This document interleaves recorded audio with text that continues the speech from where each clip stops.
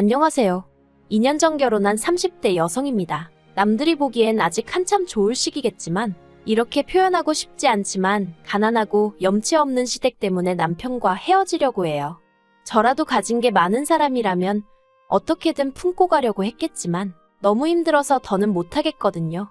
결혼이란 건 사랑만으론 되는 일이 역시 아니었어요. 남편하고는 회사 동료의 소개로 만났습니다. 사실 당시 제가 누구를 만나고 할 상황이 못 되었는데 회사 동료는 제 개인적인 사정은 몰랐을 테고 저는 또 거절을 잘 못하는 성격이거든요. 그래서 솔직히 별 기대 없이 남편을 만나게 되었네요. 약속 장소에 20분 정도 일찍 도착했는데 남편은 저보다도 더 일찍 나와 있었어요. 그래서 그게 좀 웃겼다고 해야 하나? 아무튼 처음부터 대화가 잘 통하더라고요. 게다가 남편이 말수는 많지 않은데 남이 얘기할 때 되게 성의껏 들어주는 사람이었어요. 사실 요즘엔 다들 자기 얘기하기 바쁘지 남한테는 별 관심을 안 주잖아요. 그래서 그런 남편의 태도가 무척 마음에 들대요. 아무튼 점심 먹고 커피 마시고 남편이 다음에 또 보자며 애프터 신청을 해왔습니다. 그리고 이후로 저희는 4년 동안 연애를 하게 되었죠. 사실 연애를 하는 동안 결혼 이야기는 몇 번이나 나왔었어요. 하지만 연애랑 다르게 결혼은 좀 더 이것저것 따질 게 많았고 특히나 늘 돈이 문제였지요. 남편은 자기가 최소한 한 달에 350 정도는 벌게 되면 그때 결혼을 하고 싶다고 했고 저도 제 직장 문제가 해결이 되면 그때 하고 싶었거든요. 참고로 남편의 경우 연애 내내 월급이 270에 머물러 있는 상황이었어요. 제 경우에는 월급은 300에 일 자체는 힘들지 않았는데 직장과 집 사이의 거리가 문제였고요. 너무 멀었거든요.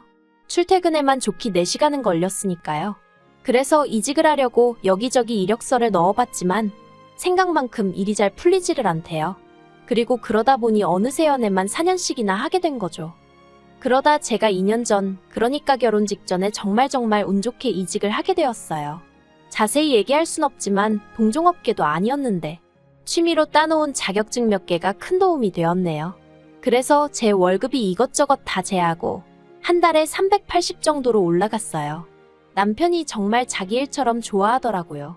그리고 그런 남편에게 제가 먼저 결혼 이야기를 꺼냈습니다.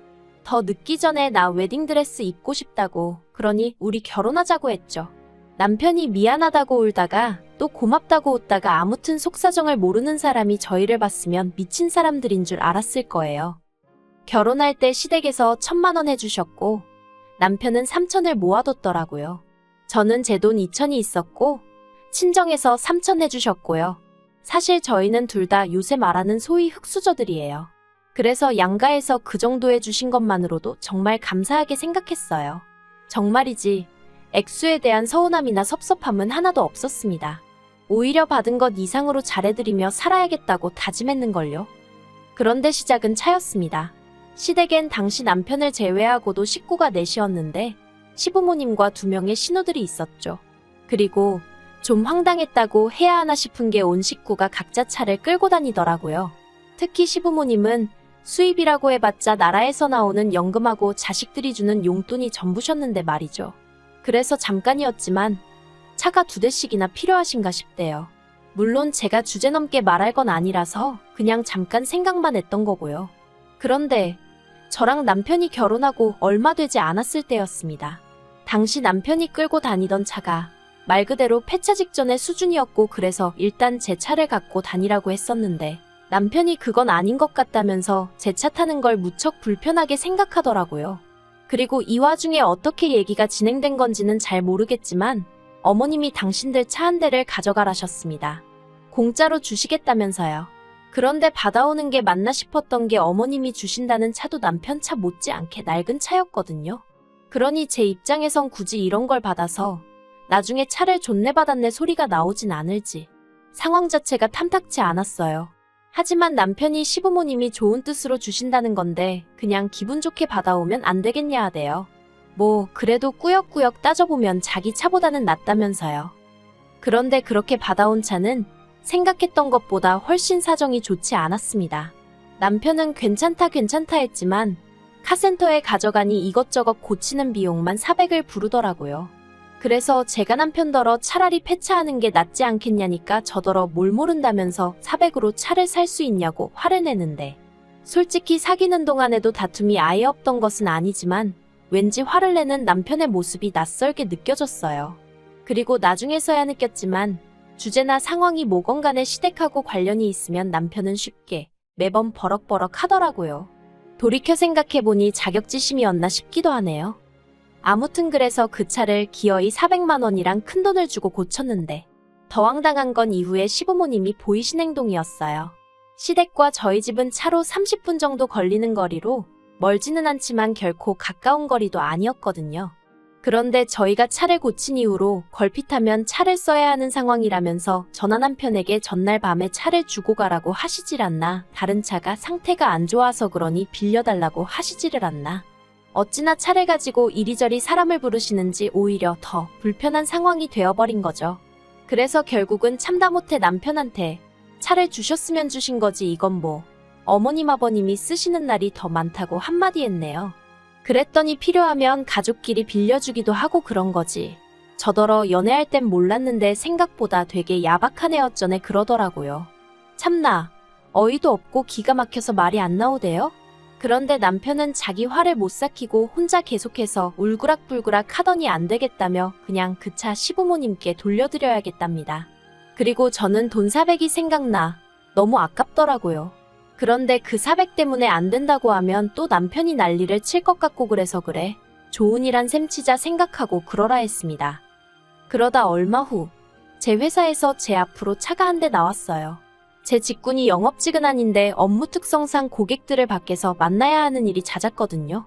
현장 방문을 해야 하는 경우도 많았고요. 그래서 지원이 나온 거였죠. 그런데 남편이 되게 부러워하대요. 그리고는 앞으로 자기가 끌고 다니면 안 되냐입니다. 필요할 때는 시부모님도 빌려드렸으면 좋겠다면서요. 가뜩이나 시부모님 차나 자기 차나 언제 퍼질지 몰라 불안불안했다나? 말 그대로 떡줄 사람은 생각도 안 하고 있는데 혼자 김칫국을 한 사발 들이키고 있더라니까요. 저는 그런 남편에게 회사 지원으로 나온 차라서 안 된다고 딱 잘랐어요. 괜히 책 잡힐 일은 하고 싶지 않다 했죠. 그랬더니 한다는 말이 안 되는 게 아니라 방법을 찾아볼 생각이 없는 거라면서 저더러 지밖에 모른다고 야박하다고 그러대요. 그래도 이후로 그럭저럭 지냈습니다. 원래 부부끼리 싸우기도 하고 또 풀어지기도 하는 거라더니 이런 건가 보다 하고 지냈죠. 그런데 올해 초였어요. 시부모님이 며칠 전부터 입맛이 없네, 속이 안 좋네 하셨는데 갑자기 고기가 드시고 싶다고 하시더라고요. 그러자 남편은 이럴 때 챙겨드려야 된다면서 시댁에 가자고 했고 그래서 뭐 한 끼 외식 시켜드린다 생각하고 따라 나섰죠. 그런데 시부모님께서 뜻밖의 이야기를 꺼내셨습니다. 요 근래 왜 이렇게 몸이 처지나 했더니 그게 다 마음이 힘들어서 그런 것 같다 하시며 해외여행을 다녀오고 싶으시다는 거예요. 그러면서 한 200만 원만 달라나요? 게다가 덧붙이시기를 시동생들한테는 당신들이 달라고 했다고 하지 말고 저희가 먼저 보내드린다고 했다고 얘기를 하랍니다. 동생들한테 먼저 모범이 되어야 애들도 뭔가 배우는 게 있지 않겠냐면서요. 당황스러웠어요. 그래서 제가 시부모님께 남편하고 상의해보겠다고 하곤 남편 표정을 슬쩍 봤는데 표정이 굉장히 어둡고 언짢아 보이더라고요. 그래서 저는 시부모님의 부탁이 남편에게도 부담스러웠나 보다고 생각했습니다. 그런데 그건 제 착각이었어요. 시댁에서 나와 집으로 돌아오는 길에 남편이 저한테 먼저 말을 걸기를 상의해보겠다는 게 무슨 뜻이냐대요. 그냥 기분 좋게 당연히 보내드려야죠. 그렇게 말할 수는 없었냐면서요. 어이가 없어서 지금 우리 형편의 시부모님이 200만 원만 달라 하시면 척척 내드릴 만큼 여유가 있는 게 아닌데 무슨 기분 좋게 당연히 보내드리겠단 소리를 하냐고, 말이 되냐고 그랬어요. 그랬더니 남편이 시부모님은 이날이 때까지 제대로 어디 놀러도 못 다니고 사셨는데 불쌍하지도 않냐며 저한테 막 소리를 지르대요. 이때는 저도 정말 화가 머리 꼭대기까지 나서 나 때문에 여행을 못 다니셨냐고 왜 나한테 짜증이냐 그랬어요. 그리고는 여행 보내드릴 거면 당신 능력으로 보내드리던지 알아서 하라고. 이건 뭐 상의도 아니고 무조건 나만 나쁜 사람을 만드니 대화하고 싶지 않다 했습니다. 그랬더니 남편이 저더러 진짜 못됐다면서 친정에 하는 거랑 너무 비교된다나요? 사실 그 무렵 친정 부모님이 여행을 다녀오셨어요. 해외도 아니고 제주도로요. 그리고 자식된 입장에서 그래도 모처럼 여행을 가신다는데 말로만 잘 다녀오세요 하기가 그렇더라고요. 그래서 제가 30만 원 챙겨드렸습니다. 솔직히 결혼한 이후로 친정부모님이 저희에게 물질적으로 잘해주신 건 없었어도 틈틈이 저희 남편이 좋아한다 하니까 김치도 보내주시고 비싼 건 아니어도 제철 과일도 보내주시고 그래서 모처럼 챙겨드려봤어요. 하지만 30만 원 드린 거랑 해외여행 간다고 200만 원 내놓으라는 거랑 비교를 하는 건 말이 안 되잖아요. 그리고 이 일로 저는 저희 결혼 생활에 무척이나 회의감을 느끼게 되었습니다. 사실 청약통장 때문이긴 했어도 혼인신고도 안 한 상황이었는데 돈 관리도 따로 하자고 결론이 나버렸거든요. 그리고 이건 사실 조금 철없이 들릴 수도 있지만 일하는 스케줄도 저는 9시 출근 6시 퇴근이 기본이었던 반면 남편은 아무래도 직업 특성상 11시에 출근해서 10시는 돼야 집에 왔어요. 게다가 남편은 주말에도 출근을 하다 보니 같이 시간을 보낼 수가 없었죠. 그래도 연애 때는 남편이 어떻게든 짬을 만들어 저랑 시간을 보내려고 했었지만 결혼 후에는 그런 노력도 별로 없었고요. 물론 그걸 탓하는 건 아닙니다. 남편도 다 잘 살아보려고 그랬던 거니까요. 하지만 뭐랄까 자꾸 부딪히다 보니까 사소한 것도 서운해지고 이게 내가 그려온 결혼 생활이 아닌데 하는 생각이 점점 잦아지니 여러 가지로 감당하기가 힘들어지대요. 그리고 남편은 정말로 시부모님 해외여행을 보내드렸어요. 돈이 어디서 난 건지는 저도 모르죠. 자기 카드로 긁은 건지 어쩐 건지. 저도 더 알아봤자 스트레스만 받을 것 같아서 일부러 묻지도 않았습니다. 하지만 적어도 남편이 제 의사보다는 시부모님의 뜻을 더 중요하게 여긴다는 건 확실히 알게 되었고 그래서 크게 실망했던 게 사실이에요. 그러다 결정적으로 더는 이렇게는 못 살겠다, 헤어져야겠다 생각을 하게 된 건 지난주였습니다. 시부모님께서 물가도 많이 올랐는데 그렇다고 연금이 오르기를 하냐 너희가 주는 용돈이 오르기를 했냐 한참 동안 불평을 하시더니 도저히 안 되겠다며 이달부터 한 달에 50만 원씩 더 보내달라고 하시대요. 참고로 매달 30만 원씩 보내드리고 있었으니까 앞으로는 한 달에 80만 원씩 보내달라고 하신 거죠. 제가 너무 놀라서 그건 좀 무리라고 말씀을 드렸어요. 그렇게 해드리고 싶어도 그러다 보면 저희는 언제 집 사고 언제 애 낳고 하냐고 죄송하지만 저희 입장도 이해 좀 해달라고 말씀드렸죠. 그랬더니 시부모님이 그래 네 말도 맞는 말이다 하시면서도 그래도 둘이 버는데 늙은이들 쓰라고 그 돈 몇 푼을 더 못 주냐면서 서운하다 하시더니 남편더러 너도 그렇게 생각하냐 하시는데 남편이 저만 노려보고 있더라고요. 그리고 그런 남편하고 괜히 옥신각신 하고 싶지도 않고 그런 모습을 시부모님께 보여드리고 싶지도 않아서 나는 먼저 갈 테니 할 이야기 있으면 하고 오라고 했습니다. 그리고 저도 저대로 마음이 상해서 제 차 끌고 먼저 집에 왔어요. 집에 와서 남편이 저녁을 먹고 올 건가 어쩔 건가 생각하다. 뭐 한다고 내가 그런 생각을 하고 있나 싶어서 먼저 저녁을 챙겨 먹었습니다. 그런데 그때 남편이 들어오더니 뭐랄까 마치 일부러 저 들으라는 식으로 한숨도 막 크게 쉬고 엄청 거슬리게 행동하대요. 그래서 제가 남편더러 할 이야기가 있으면 그냥 하라니까 진짜 서운하다면서 무턱대고 안 된다고 할 게 아니라 자기랑 같이 방법을 찾아봐야 하는 거 아니냐입니다.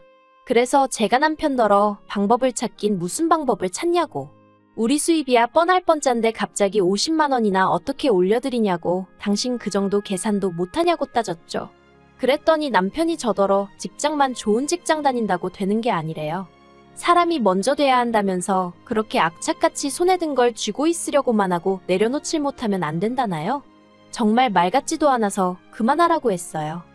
그리고 그날 저녁 세상 모르고 잠든 남편 옆에서 이제는 헤어져야겠다는 생각이 들대요. 저도 뭐 내세울 것 없는 집에서 태어났고 지금도 별 볼 일은 없지만 그래도 저희 친정부모님은 저에게 뭐라도 하나 더 해주지 못해서 미안해하시는 분들이세요. 그런데 어째서 시부모님은 자식한테 하나라도 더 받아내질 못해 안달이실까 싶은 게 평생 제가 감당하며 살 자신이 없더라고요. 그리고 그러다 보면 남편한테 저는 갈수록 지독한 억척스러운 여편네로만 보일 텐데 저 정말 그렇게 살고 싶지 않았거든요. 그래서 이튿날 남편에게 우리 더 복잡해지기 전에 헤어지자 했습니다. 이제라도 서로 갈 길 가자고요. 나는 당신이 당신 부모님께 잘해드리는 걸 뭐라고 하고 싶은 생각은 없지만 같이 할 자신이 없다 했네요. 그러자 남편은 지난밤과 마찬가지로 한숨만 내쉬더니 자기를 이렇게 배신하는 거냐입니다. 뭐라 할 말이 없었어요. 차라리 자기가 잘못했다 미안하다 했으면 저도 흔들렸을지도 모르겠는데 배신이라니. 더는 대화를 해봤자 소용이 없겠구나 싶어서 마음대로 생각하라고 했네요. 전세 계약은 어차피 얼마 후면 끝나서 집주인한텐 재계약 안 할 거란 얘기만 해뒀어요. 보증금 나오면 계산 똑바로 해서 각자 목 나누고 미련 없이 보내주려고요. 남편이 혼자 시부모님 생활비를 대가면서 살 수 있으려나? 잠깐 그런 생각도 들었는데 뭐 그거야 그쪽 사정이잖아요. 습관처럼 하던 남편이나 시댁 생각도 차차 기억에서 날려버려야죠. 저는 저 혼자 사는 거에 대해서는 걱정도 부담도 없어요. 오히려 스트레스의 원인들이 사라지는 거니 더 잘 살지 않을까 하는 생각도 들던걸요.